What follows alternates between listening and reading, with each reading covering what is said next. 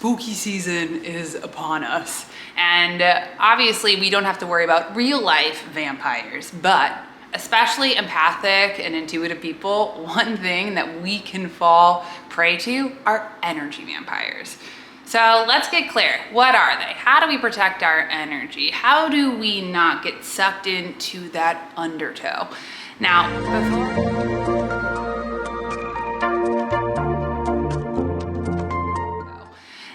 before I go any further, let me introduce myself. Hi, I'm Sonia. I'm a fourth generation intuitive, and I teach you how to plug back into your innate divine self, your intuition. And if you are new here, welcome. I'm so happy you're here. And if you're returning, welcome back. I'm so grateful for your time and energy. Don't forget to hit subscribe and that little bell notification because I release new videos every single week. And speaking of housekeeping, because we're here and we're in the month of October, I'm so excited to announce that I am teaching a workshop Monday, October 24th from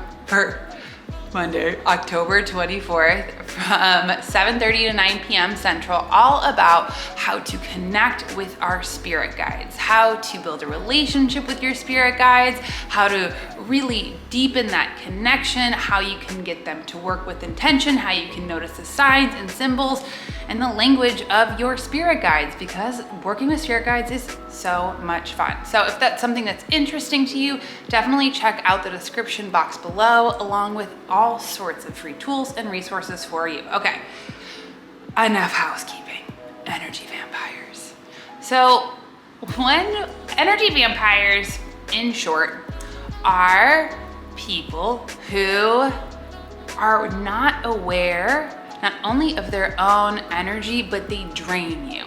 Anytime that you leave a conversation or an interaction with them, you feel zapped. You literally feel like the life has been drained out of you. My favorite example of this is there's a show that I love called What We Do in the Shadows. And there's a man, Colin Robinson, who is a energy vampire. Definitely would encourage you to Google it.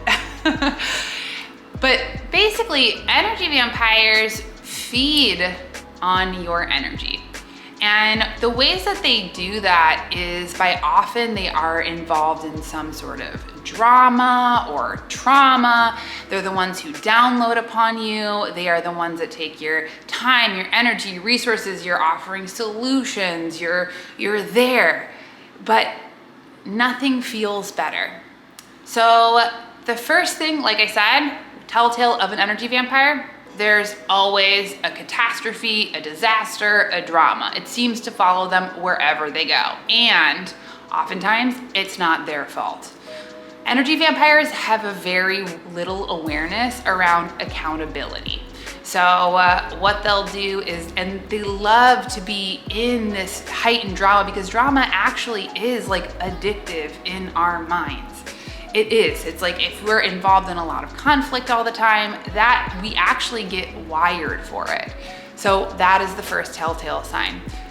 Second of all, they will use you as a way to unload. And as empathic, intuitive people, often we're compassionate, we're understanding, we're patient. So they will take all of your time, energy, and resources without any awareness of how it affects you.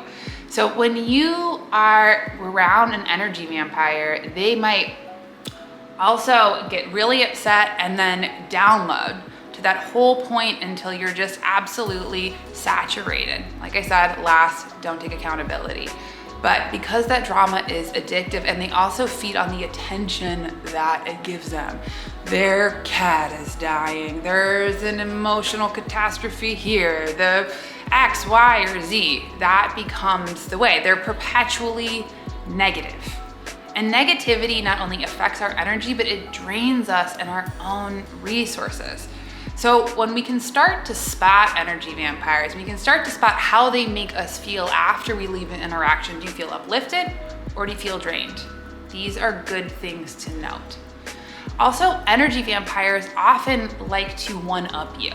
They'll always, if you're sharing something that's going on in your life, if they have time to even listen, they'll always have something bigger or more dramatic or more intense.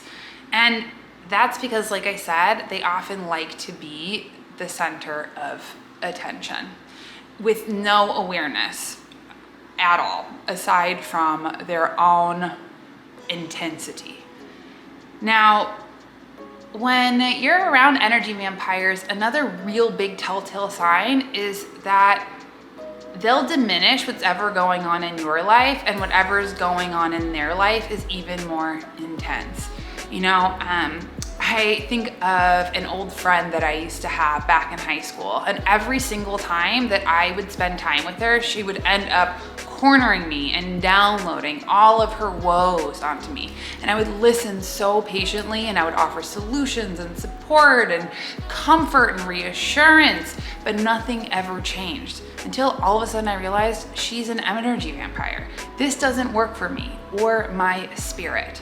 So instead of having to respond, instead of having to engage, the first thing that we actually have to do is notice, how does this person make me feel? Second, that is also where we get to set boundaries. Boundaries can look like, hey, I'm saturated and I don't have time for that. I'm unavailable. Sounds like you're having a hard time, but actually, if I check in, I'm at my max capacity right now. Boundaries, and especially for intuitive, empathic people, is the most important, because our energetic boundaries and our actual boundaries, which first dictate the relationship that we have with ourselves, let other people know how they can treat us. And often, if you are stuck with an energy vampire, sometimes in your family system, when we set boundaries, they often don't like it. So they might say, you're being selfish, or you're being self-absorbed, or X, Y, or Z. Just know that they're trying to hook you back into that same cycle. So in that same way, when we set boundaries, we also have to not react, because energy vampires feed on emotion. That's why they love drama. That's why there's always something messy going on. So when we actually allow ourselves to not react by just, one of the tools that I used in my video the other week around how to stay grounded in your own energy. So that would be a great video to check out if you have energy vampires in your life that you're trying to stay centered with. When we observe and don't absorb the energy, and a real simple tool that you can use if you're around an energy vampire, our solar plexus is where we often absorb energy. So you can even cross your arms and slightly just tilt your body away, which doesn't allow that download to come into your physical container. Third of all, when dealing with energy vampires, it's really important that we lower our expectations of their capability. Knowing just what they're capable of. Since they often have their own work to do, their own soul work to do, their own soul growth to do, if we can lower our expectations instead of constantly trying to usher, reassure, overdo, and lower the expectations for them, and also lower expectations for ourselves.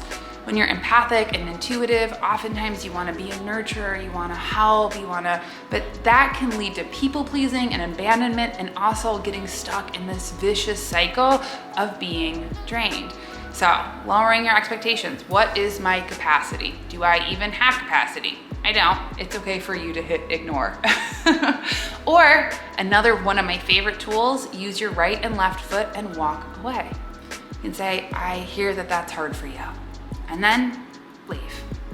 You are not responsible for them. You're not responsible for their energy. You're not responsible for their blah, blah, blah. And the more that we start to enact these boundaries and follow through on them with consistency, even if it's the closest family member, is the way that we start to change those ingrained patterns and start to change the relationship of what it is that I allow for you on how to treat me. So last is that you don't have to be a dumping ground. We can often confuse being supportive for being a catch-all container for people's blah, blah, blah. And like I said, emotional vampires feed on the drama, aren't that aware, often are very codependent as well.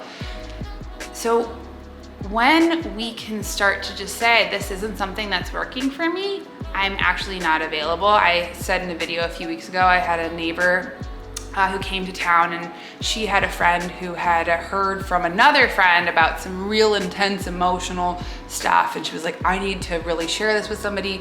Are you available? And she was actually like, no, I'm not. I don't have space.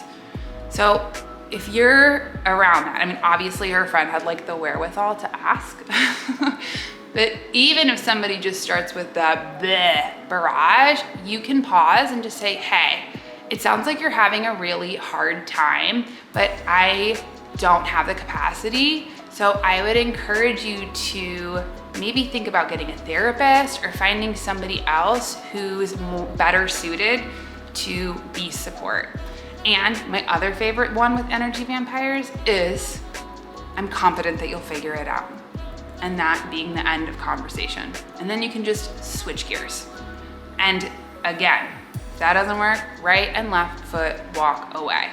The more that we are aware of our own energy, the more that we are protective and rooted in self-love for ourselves through like our spirit, and even through love for other people, that is how we can protect ourselves from like being bit.